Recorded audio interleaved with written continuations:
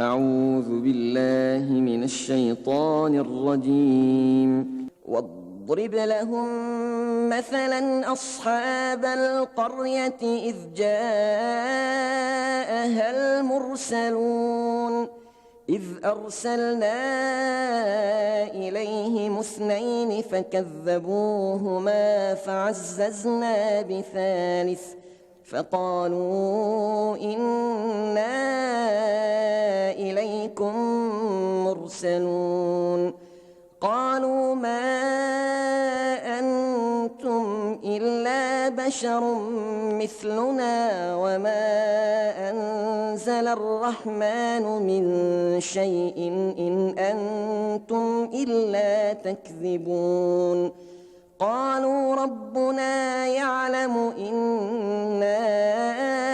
إليكم لمرسلون وما علينا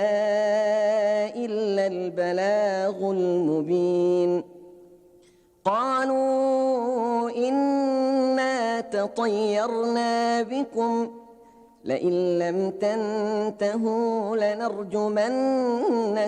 وليمسنكم منا عذاب أليم قالوا طائركم معكم أئن ذكرتم بل أنتم قوم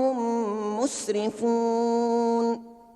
وجاء من أقصى المدينة رجل يسعى قال يا قوم اتبعوا المرسلين اتبعوا من لا يسألكم أجرا وهم مهتدون وما لي لا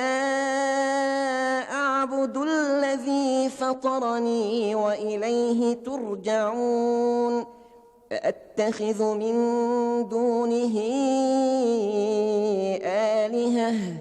إن يردني الرحمن بضر لا